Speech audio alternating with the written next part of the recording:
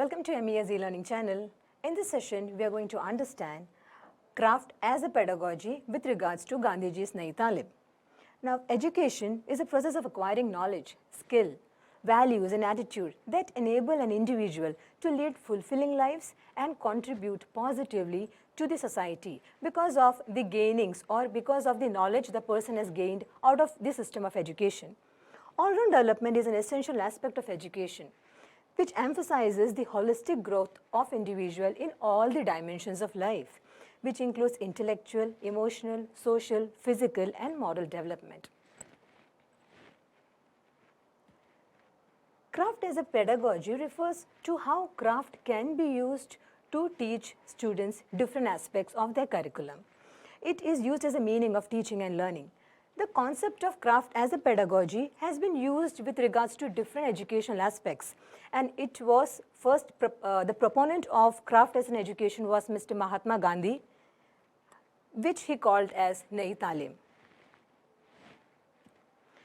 Craft as a pedagogy refers to the use of craft in education system. While staying in education system, how different varieties of craft can be used to transact a lesson or transact a particular concept to a child for the better understanding. Because when we are speaking about craft, it is about how a person's head, hand together can be used to produce something new, which is leading to the learning process.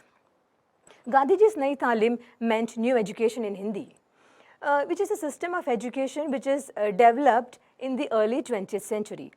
The system was designed to educate people in a holistic manner wherein all the aspects of a child's development was taken into consideration. Because when we are using craft in the class, it is not only the cognitive aspect which is looked at, but also the psychomotor aspect which the child has to get into to make something new using his own skill and creativity. Further, let us look into what is the background of Nai Talim.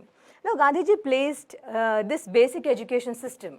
He introduced this basic education system to the nation in the Varda Conference in 1937. Free, universal and compulsory education should be provided for all the boys and girls from the age group of 7 to 14 was what Mahatma Gandhi emphasized on. This education should be imparted in the mother tongue of the child. Now, the use of mother tongue was emphasized because Gandhiji explained, or he felt that when a child is explained using the mother tongue, the child understands it better than when he is taught using a foreign language.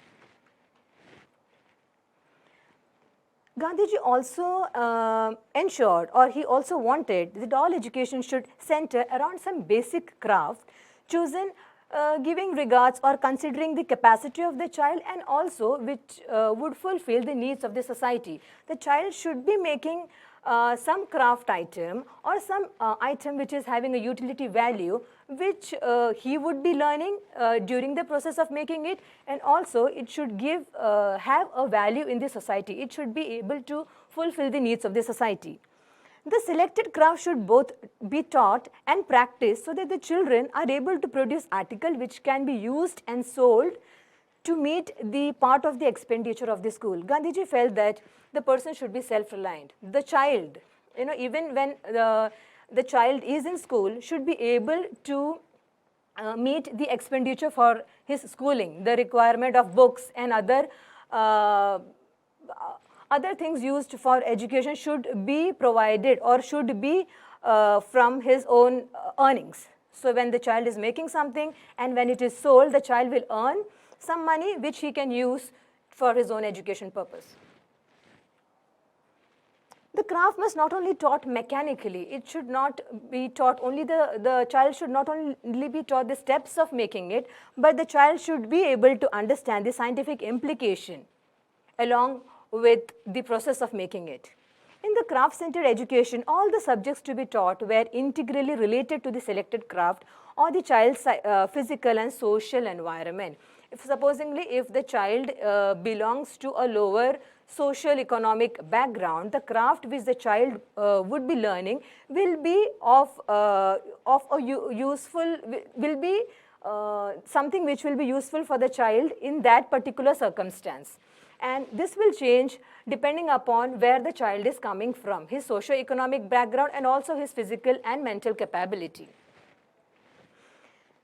Some of the craft which were used at that period were spinning and weaving, carpentry, agriculture, fruit and flower cultivation, leatherwork, pottery, and many more depending upon the local needs and the requirement of the society, which the child can make and sell it to the society. Now, education is not only about acquiring knowledge. It should also be about developing skills, attitudes, and values that help an individual to become a responsible citizen, critical thinker, and lifelong learners. All these aspects can be considered when the child is engaged in a practical activity which is going to earn him something. So he is putting his brain and hands together to improve the output of the product. So this is when the child is using his critical thinking ability, and he is a lifelong learner straight from the time he is in school. All-round development helps individual to achieve their potential and lead a meaningful life. All-round development is ensured when all the aspects of an individual are considered while providing education. It also contributes to the betterment of the society by producing well-rounded individual. The child, when he or she is in school, he understands what is happening in the society. He is studying or working on fulfilling the needs of the society. So he is growing up into a well-rounded individual. Let us understand the importance of craft in Nai Talim. Craft were a means of developing practical skill, creativity, and self-reliance. Self-reliance was an important aspect that was emphasized by Mahatma Gandhi. He felt that every child should be able to bear the expenditure of educating himself. Crafts were not only a means of earning a livelihood, but also a means for cultivating moral and ethical value. Craft is a means to bring theory and practical together. Whatever the child knows about a particular craft, the child is implementing it, making items on his own, and understanding the practical implementation of that particular aspect. Different crafts that were used in Nai Talim were spinning, weaving, carpentry, and metalwork.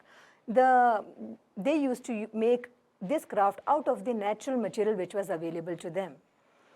Community-based learning was also emphasized, where the people who were engaged in this craft-making activity were also a participant in the teaching and learning process to teach students who were learning a particular craft.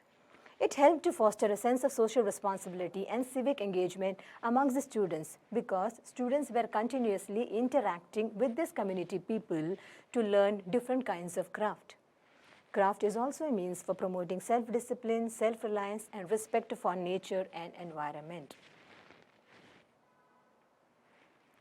Nai Talim was based on the principle of learning by doing, which we implement even now in our teaching learning process. This approach helped to develop creativity, problem-solving skill, and critical thinking abilities, where children are thinking about different ways of innovating and improving their own product to provide a better utility value to the society. Challenges craft faced in Nai Talim. Sometimes there was lack of resources and infrastructure when the child is trying to make a particular craft item. Right kind of material were not available at the right time. There was also a tension between the traditional and modern craft, where modern craft was gaining more and more fame. The scheme which was proposed by Mahatma Gandhi was an incomplete scheme which didn't provide any relationship between the primary and the secondary education. How about children, and how about the craft which they have learned before 14 years, and how are they going to use it in higher education, which never had a clarity. The craft-based education was inappropriate for the urban areas. There was more emphasis on the handwork rather than the intellectual ability. Sometimes there was wastage of raw material also, where too much raw material were brought in together at a particular time, which was not used efficiently. Despite these challenges, the Nai Talim system had a significant impact on education in India. It influenced the development of national education policy in India, and establishment of vocational training programs. Now also different kinds of vocational training programs are being conducted in order to improve the skill of the individuals. It also inspired the development of alternative education system, which was based on the principle of experiential learning and community engagement. Thank you for watching. Hope you enjoyed the video.